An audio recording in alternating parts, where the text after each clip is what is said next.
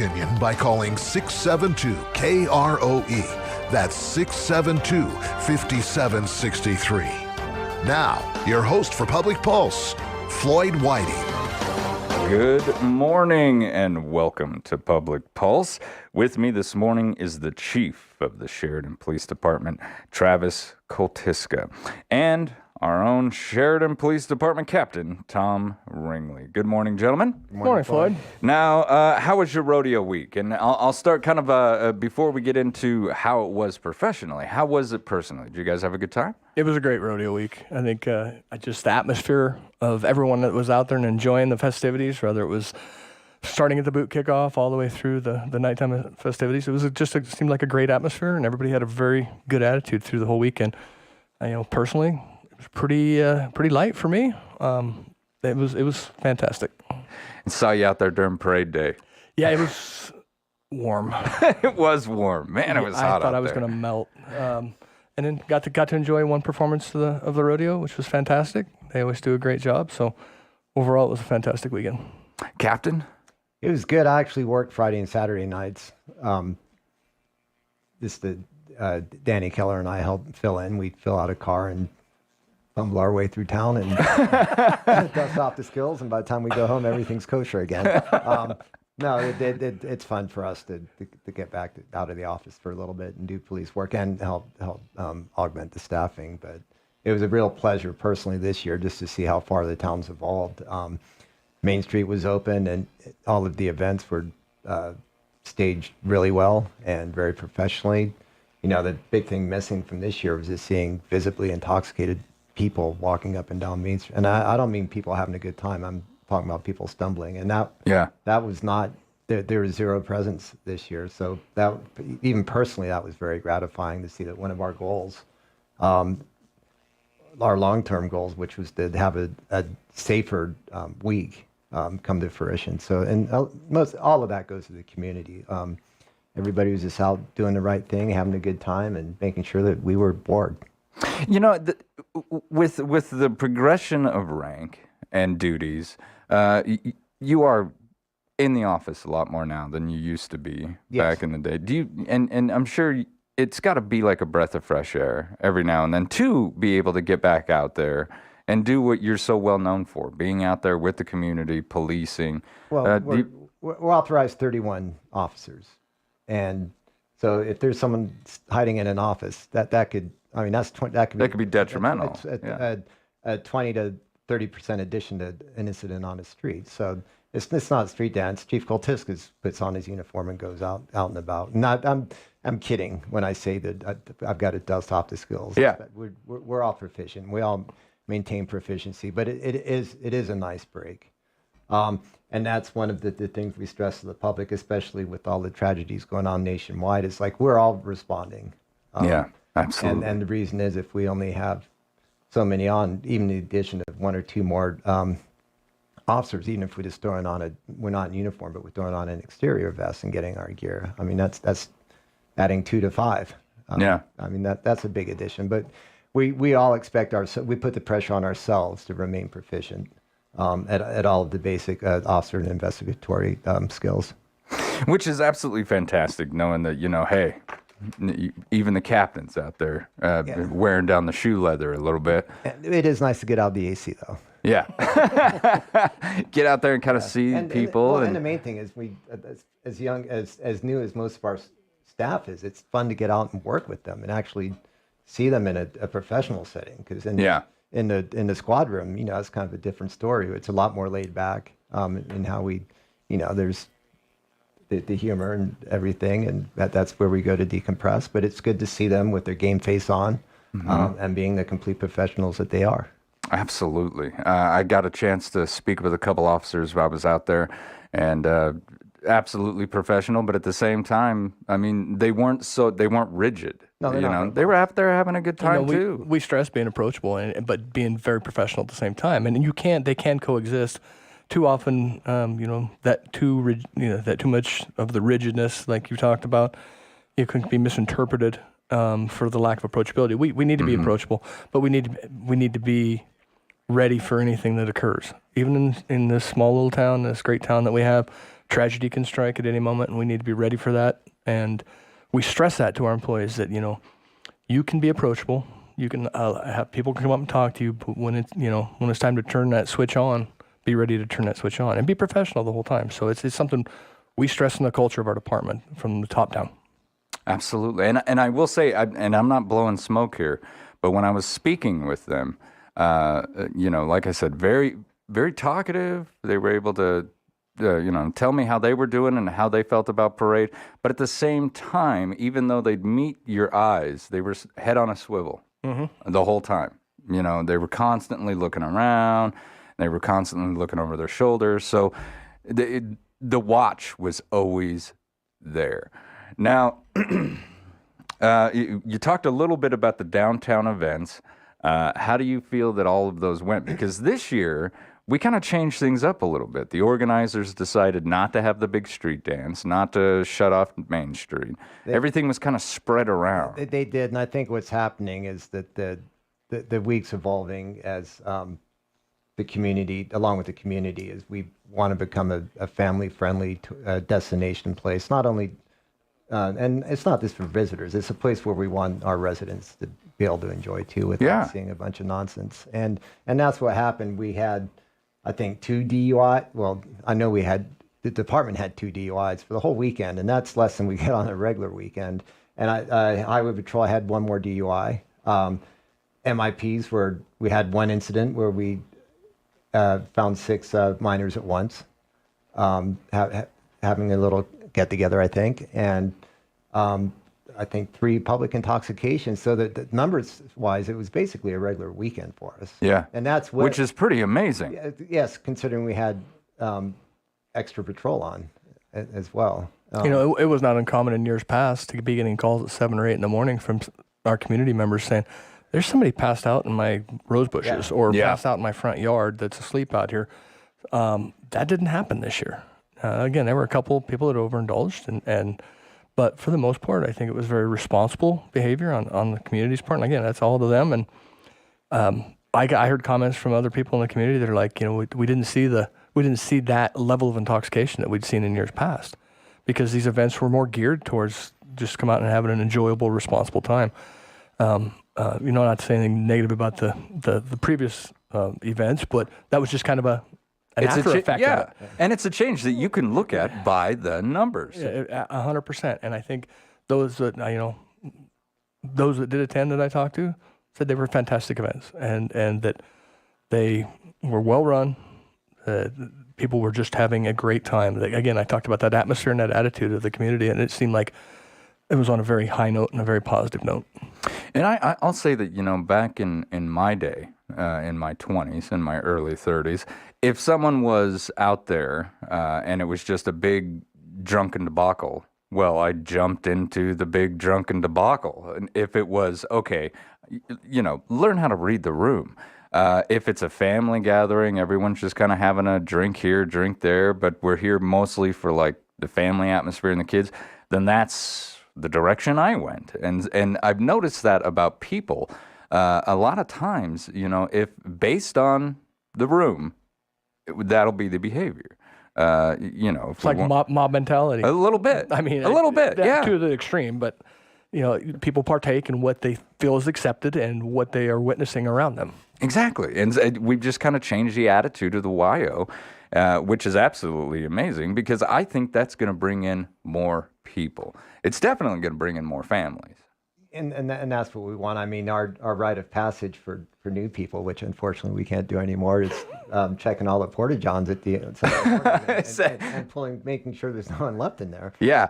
Which would almost guaranteed to happen. But now it's just more of a it's people are.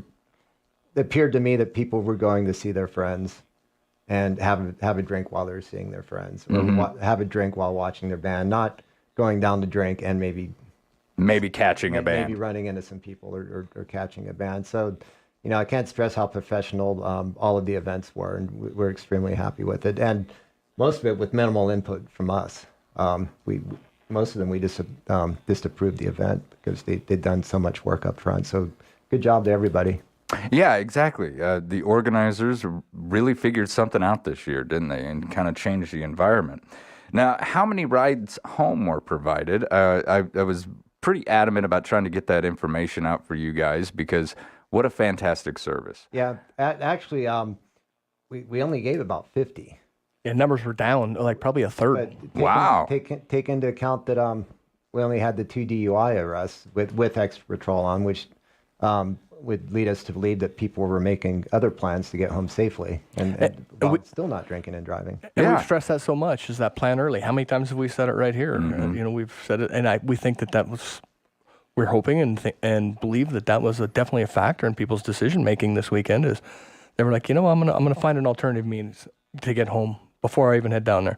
The Safe Rides program, or not Safe Rides, excuse me, the free rides that we give will continue. It's a great alternative for people that maybe didn't have an opportunity to pre-plan or have an alternate ride. But again, about a third of the numbers and almost no DUIs. We have to believe that, and with an extra presence of law enforcement, Yeah. that combination, we really believe that people were making good choices, and which is a testament to what we hoped would happen for a long, long time. Yeah, maybe we're all just growing up. Maybe. I don't want to hope too much. Right? But let's hope that the trend continues. Yeah, absolutely. Now, those folks who provide those rides, is there anything that we do for those people? I know they're volunteers. I don't know anything about them. But They're is there actually any? paid. They are paid. Yeah, Okay. So we utilize part of our crime prevention budget to pay them for their service. So they're great people. They've done it many years in a row. I think every year we've done it. They've got it down pat. They're amazing individuals to be able to be willing to load a few intoxicated people into a van and get them home. You got a pretty high tolerance level. Yeah, you have got some But patience. they're amazing, and we really are glad that they are willing to step up and do this for us every year, and we'll continue to ask them to do so. So they are paid, but my only ask is those that are utilizing the rides, just be very nice and appreciative of the time they put in. I'll bet there is not much those folks haven't seen. Probably not. But I can only imagine. I've had to give a couple rides in the past to some of my own friends that have had a little bit too much, and I've had to ask for many rides in the past. Now, let's touch on it one more time. How many arrests did the Sheridan Police Department make Thursday through Sunday morning, which I think is the entire span of what we define Yes. as the rodeo week? So this year there were 22 arrests that were made during that span. By comparison, in 2021 there were 48, and in 2019, because there was no 2020, there were 46, I believe. Wow. So numbers were in half on Wow. arrests. Good job, Sheridan. Again, testament to the individuals that are out there, our community members. And again, it wasn't because of lack of extra people out there enforcing laws. It was just the whole atmosphere was in a great place this year. And you said that we increased staff. We had more officers out there. How many did we have come in? We had each night for Friday and Saturday, we had 4 officers from the Gillette Police Department who were, can't say enough about them, extremely professional and very switched on. And it's just nice for us to have, what it allows us to do is to have 2 officer cars. Yep. So if we make a traffic stop, it doesn't look like we're piling on with 2 cars there. We just have 1. And also it frees up the amount of officers that can self-initiate cases as well. And But did a great job, and we're very thankful to the Gillette PD. in addition to that, Wyoming Highway Patrol brought in extra resources. Extra troopers came from there. I think there were 4 or 6. I can't remember that exact number. They were up here for some added presence. They were able to kind of, our PD officers were in the downtown paired up with the Gillette, that area where the patrol was able to work the ancillary and outskirts areas, kind of a combined effort, as well as the Sheridan County Sheriff's Office put a couple extra deputies on staff up for the fairgrounds and the carnival area. So the partnership between the 3 primary agencies is paramount to a successful event. And again, and actually 4 agencies if you count Gillette. Thankfully we have these partnerships in place, and they're willing to come assist us in one of the larger scale events that we police every year. And it wouldn't go as well as it does without those partnerships that we have in place. And those partnerships that are so vital and we see working so well, those weren't always there in the past, were they, Chief? No. There's been a big evolution in recent years, and a lot of that just comes down to open communication, willingness to share resources, the understanding that we're all in this job together and we're all protecting the same community that we live in. Yeah. And just working for a different agency, but it doesn't mean we don't have the same vested interest in the safety and what we can provide. But yeah, I think the communication we have between the patrol and the sheriff's office and even the law enforcement, the Game and Fish and Forest Service and VA, Right. we've all worked so hard to. I think what's happened is over the years, the top level may have not communicated that well, but as say for us who came up with Sheriff Thompson, Yeah. we all came Yeah. up together. You all We've came known up each other. together. So we've always had the communication, but now we're able to make it mean something or apply it to a grander scale. And same with Lieutenant Jorgensen and his troopers. So at the line level, I don't want the public to think that they were ever in any danger of lack of communication. Right. Where the pedal meets the metal, it was always there. But now, from a strategic standpoint, the communication's stronger than It's ever opened up a because lot it's come more. up and developed as we've come up and developed. You guys have all been together kind of going through. Yeah, we've known Sheriff Thompson for 20 plus years and worked with him. He was my FTO when I started. Oh, wow. Right. Yeah. And I know my example is not anywhere near as important as yours, but I can remember when I first got in the military, 1st platoon and 2nd platoon of the company that I belonged to were very competitive because we had build times for our bridges and we were always trying to outdo each other. And those of us, the privates and the specialists together, we were getting along behind the scenes. We were hanging out together and doing that kind of stuff. So as we all progressed through the military, the closeness of those two platoons really came together. Mm-hmm. And it was night and day by the time that I got out and the time that I got in. 1st platoon did not compete with 2nd platoon and vice versa. And so I can empathize or identify with you a little bit on that, where, I can remember sitting with Private Chu, who eventually became Staff Sergeant Chu, talking together about how dumb the competition was. We're on the same side. And so it's absolutely fantastic to see it working as well as it is, and to know that each law enforcement's got their area, and you don't have to worry about that area. If he gets out of town, well, I'm not worried about it. Sheriff's going to grab him. Yeah, it's about trust and everybody doing knowing that the other entities are going to do what we're asked to do. That's what it's key to, is that trust, and there is that trust between and the organizations. Like the captain said, there always has been to a degree, but again, it's communication that builds trust. More open communication builds more trust, and it's just kind of an evolving. It's like a snowball effect, and we're in a really good place with what we do. We just had in the end of June had the debate at the college. That was all 3 agencies working together to provide security for that as well, working really well together.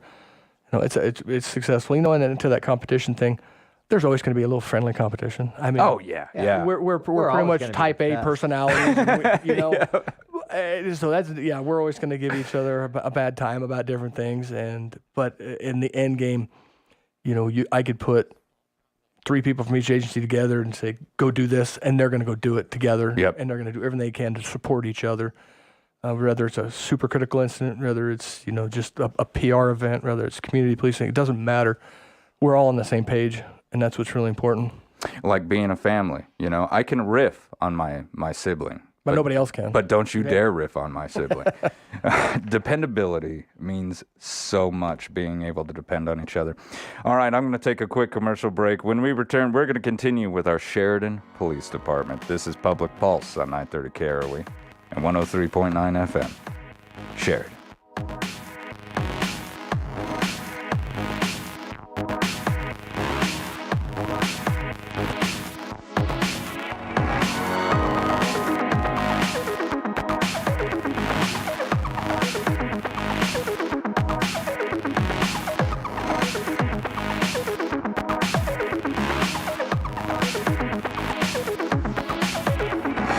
At Eliason Financial, money management isn't just about dollars and cents. It's about dreams and opportunities, and more importantly, family. We'll take time to get to know you. Then we'll develop a unique wealth management plan that works hard, just like you.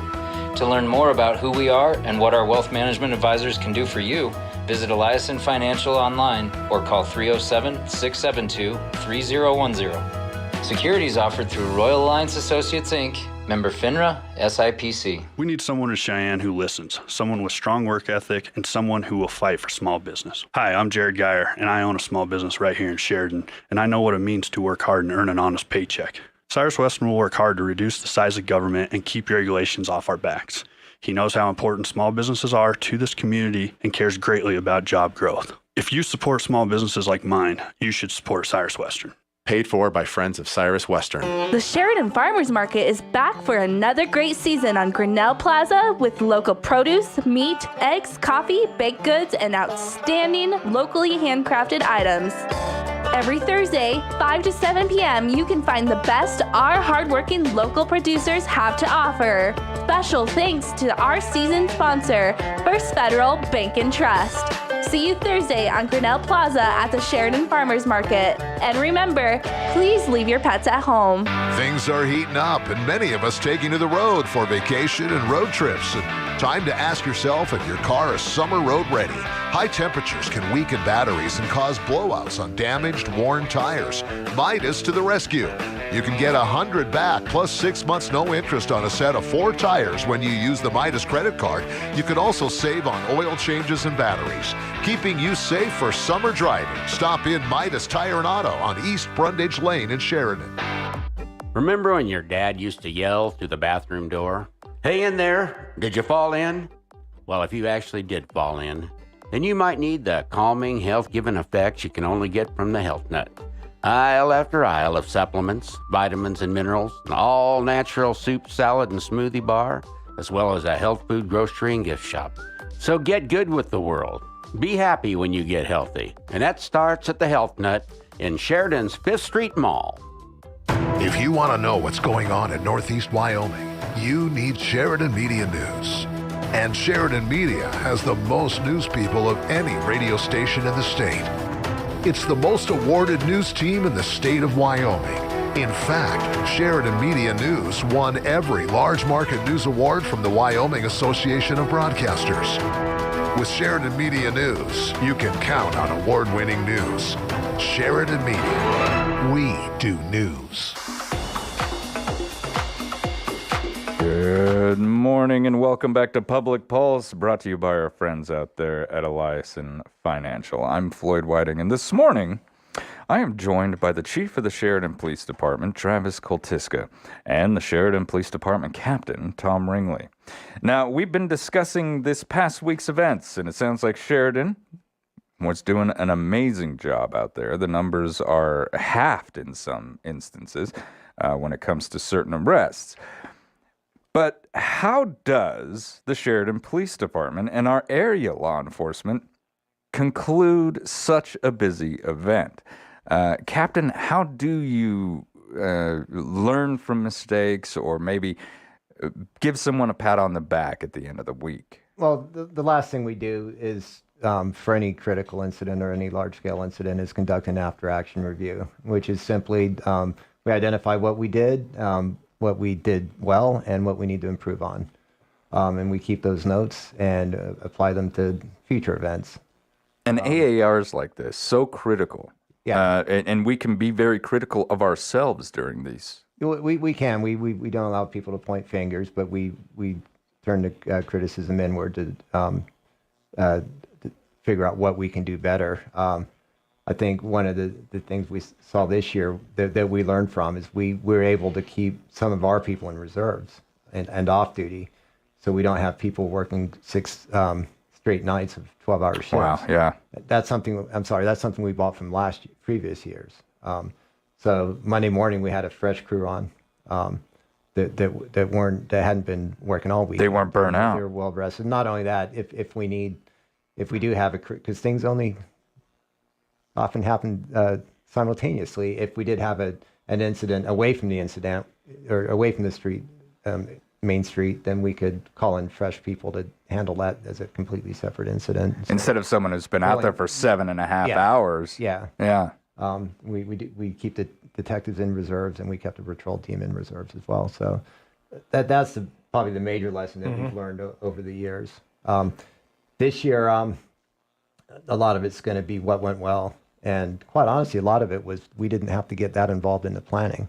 Yeah. As I mentioned earlier, all the men, the Pony, Blacktooth, Bison Union, all had plans that we simply had to improve. We didn't have to offer any insight, which was pretty amazing. And the rest of the bars that were open did a great job as well.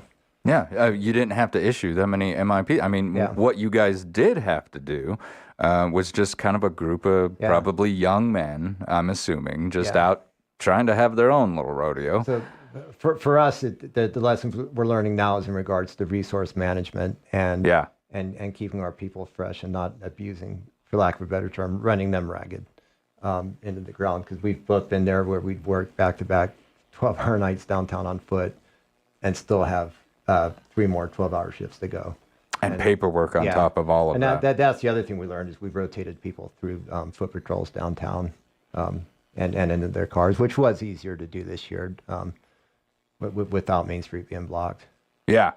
But there was no last minute franticness like the chief said at 8 o'clock on Sunday morning where we just want to go home, and we're not making mistakes on paperwork and reports and time cards and everything. So it was we're in the process of now we're kind of in the phase of applying what we've learned from years past. Yeah. And really seeing it work well. Well, so much experience up at the leadership right now. I mean, you're just sitting here, offline, off air, having conversations with you guys. You've been the tired officers out there. You've been those people who, worn out a shoe being out there for so long. And then to just come back and have to do paperwork, go home, maybe get a meal in, Yep. take a nap, jump up and go do it again. Yeah. Your judgment starts to wear after a while. So it's great to know we've got some fresh officers sitting in the back waiting to go and respond to the city's emergencies, really. I mean, which is essentially what it is. Now, there is one more subject. I'm running out of time with you guys. But the one thing that I do want to go over really quick, private cameras. And I'm sure a lot of people out there actually use these cameras for protection of their business, protection of property. Across the pond, there are over 6 million cameras in operation in the United Kingdom, more than any other nation on the planet. Does the Sheridan Police Department use private cameras? We have repeatedly on numerous occasions over the years. It's when the availability, obviously when there's one in the area, and we've had individuals and citizens come to us and say, hey, I captured this on camera. We had a DUI where a car was literally bounced off of about 6 other parked cars, and this individual had a dash cam in his personally owned vehicle. So not just a stationary camera for security over the house, but a dash cam in his personally owned vehicle, that he captured these horrific driving and many collisions and helped guide resources there. So it is something that we do utilize. And well, I think what is a really great thing, Lieutenant Hill just has put out information requesting individuals who would be willing to assist the police department with investigations to let us know if they have cameras and where they are located, so we can tap into that resource for those that are willing to do so for us.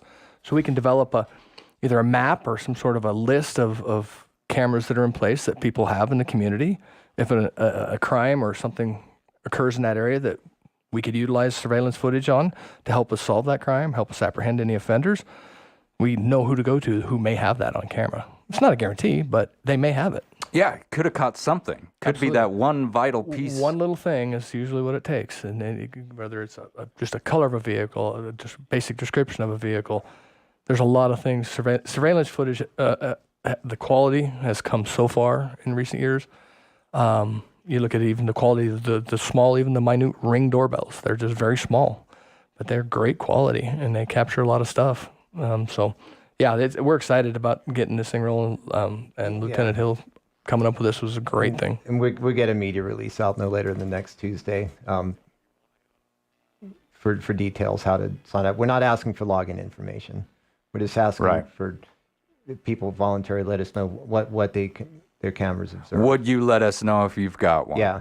And where does it cover? Yeah. So we send it either Friday or Monday. We'd send out a media release and also post some information on who to contact on our Facebook page. Captain, as soon as you get that to me, I'll get it out. We'll get it up on the website, and we'll try to get that information for you because this is vital. Like you said, we could solve so much off of just one little piece of information. Nothing is too small. If you feel that you can help out, this is being part of the community. As community oriented policing is not the police being liked, it's the community and police working together to solve problems. Absolutely. So this is that at the core.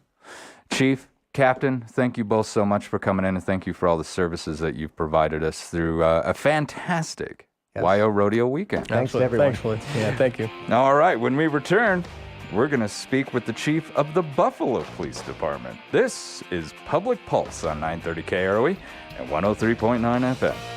Share.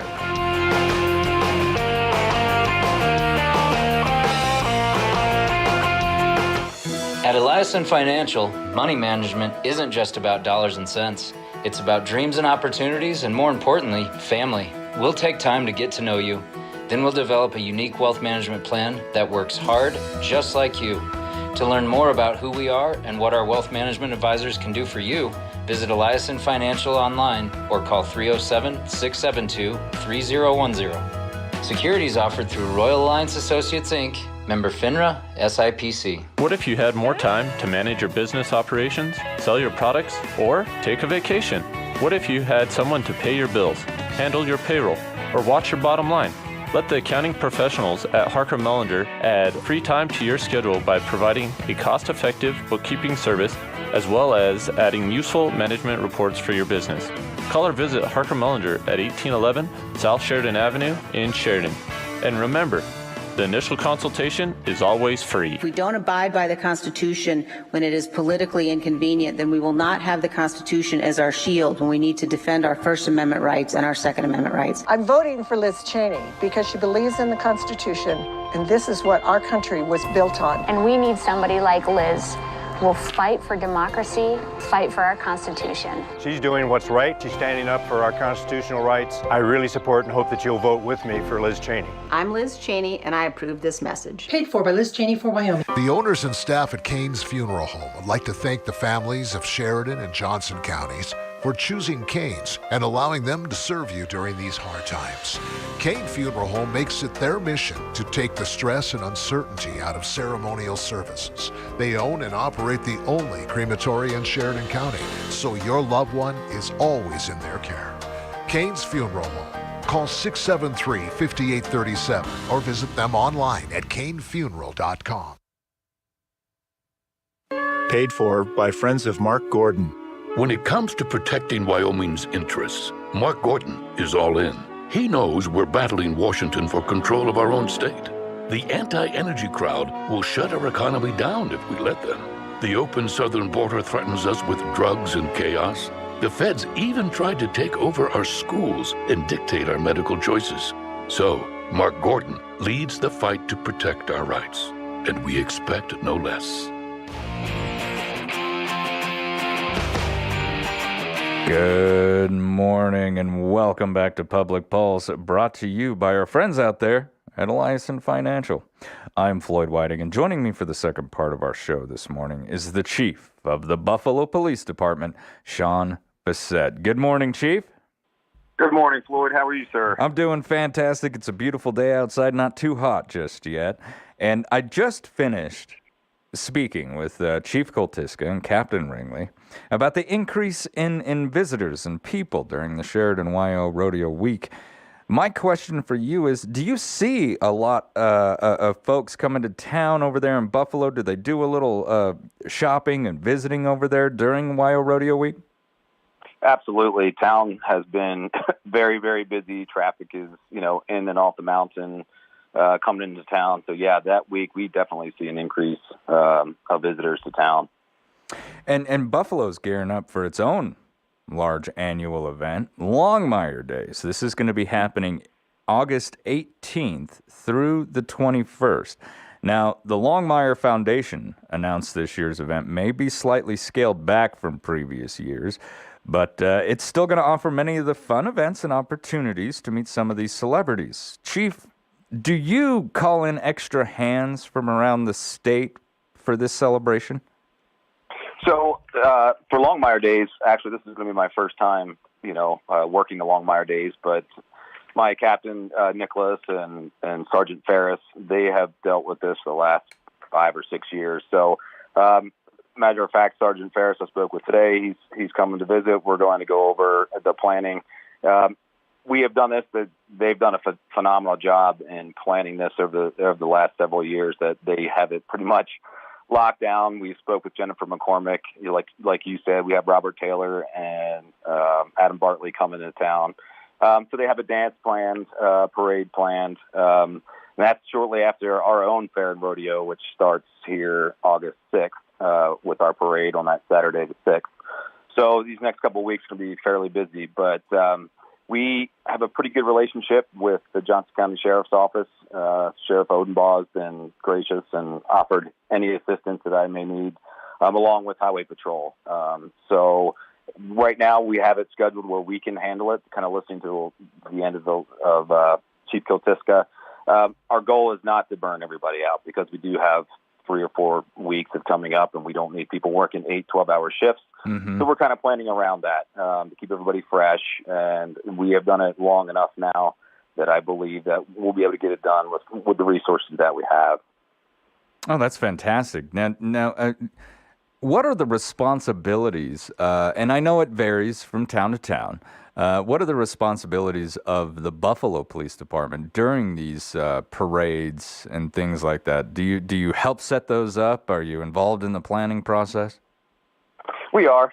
We try to be, in tune with everything that's going on. Our main function is obviously crowd control and traffic control. As you know, Buffalo is a very small town, and so our biggest concern is making sure people are getting in and out of the event safely. There's some open container permits that are out, so just making sure that everybody is, kind of behaving and staying where they need to be, and just keeping everybody safe. Knock on wood, we've never really had any issues. Everybody that has come to town has, come for the right reason. And like I said, we're basically crowd control and a traffic control function at that point. Chief, looking back through the history of these events, are DUIs a significant problem that you have to deal with there, or are the numbers trending to be a little lower? They're actually trending to be a little bit lower, Floyd. I took a look at that, and I honestly think people are they're more responsible. We see people doing the right thing, leaving their cars there, getting rides home. Well, we preach that, Floyd. I would rather see somebody make that right decision, walk home, call somebody, get a ride. Our officers, especially on the midnight shift, 2 o'clock, 3 o'clock in the morning, we see somebody walking down the street, they make contact. They're doing the right thing. They're not getting behind the wheel. They're not putting the community in danger. So we appreciate that greatly. And, as we well know, these DUIs they can be deadly. So, and when you have a crowd and you have a town full of folks out on foot, walking from store to store, and that's very important. Absolutely. That place really gets bumping during these events. Downtown fills up really fast. Crazy Woman Square is, it goes right along with its name. It gets a little crazy out there. Yeah, but for the most part, I think everybody that comes, they're coming for the right reason, Floyd. It's a lot of families, and it's really good to see. We actually have an event for the first time this year on the 30th of July. It's the Crazy Days Street Dance there at Crazy Woman Square, and that's from 5 p.m. to 11, so that'll be kicking off July the 30th. So you are going to have a street dance. What are some of the precautions you guys like to take for those?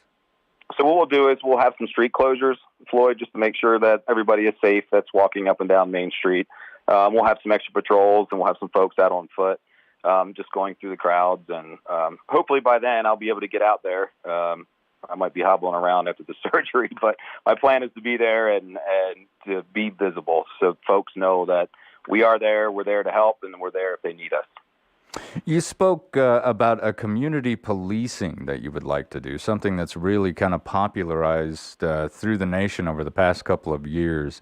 Can you just tell folks over there in Buffalo and some of our listeners, and I go over this with Chief Kotyska quite frequently, this is a really cool way to police a community, and I think one that develops a lot of trust. What are your thoughts surrounding it?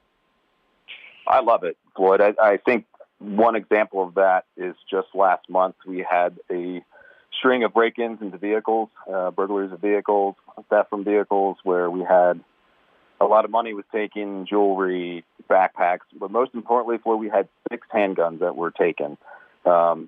Actually, someone in the community reached out to us and sent us a Ring camera. You guys were talking about the Ring cameras, and how important was that for this case, to break this case wide open.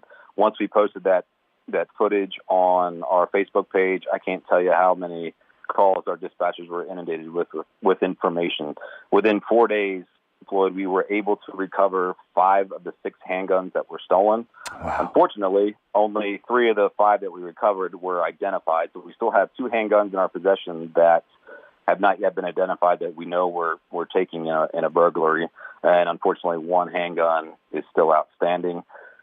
Without that community's help, we identified the 2 suspects that were responsible. One was a juvenile. He was charged. The second was an adult who has an active warrant that we're pursuing right now. So without the community's help, without them looking through their Ring cameras and calling us and saying, hey, I think it might be this person, or hey, we saw this person walking down the street, it makes our job so much easier. That is a tough case to solve. In the middle of the night, somebody that's masked, breaking into cars. Without that Ring camera footage, our job would have been much tougher. So without the community policing and us working in unison with the community, makes our community safer. Yeah. Ultimately. And I love the fact that they trust us and they want to call us, and it's a breath of fresh air for sure. And in coming up through the ranks, you policed in some heavily metropolitan areas. And so the attitudes of individuals, and I'm not trying to get into a competition here, rural versus urban, but would you say that the idea of community policing taking off in smaller communities, we're kind of hoping that drifts over to those larger metropolitan areas where that trust is regained? Absolutely. I would hope that would be, policing in those metropolitan areas. We had the same kind of crimes, just like we had with the vehicle break-ins and the stolen car that we had come from Sheridan. We had ranchers on 4-wheelers driving around helping the police. And I would love to see that kind of move into some of the bigger cities. And the officers want it, Floyd. There was nothing better than when I was sitting in a 7-Eleven in uniform, and there might be a gentleman that I have arrested 10 times came up to me and said, hey, Officer Bissett, I got some information for you. It's only because, I treated that individual the same way every single time. It didn't matter. So I would love to see the community come back, because ultimately that's what's going to make the difference. We can't do it on our own. The community can't do it on their own. So, yeah, to see, and I love it, the fact that, folks here driving down the road, and I almost have to keep my hand up on the steering wheel so I can wave to everybody. Right? Yeah, it's great. Huh? Something a little different for me. And so I love it. I love going to work. I love driving to work. I love the small town.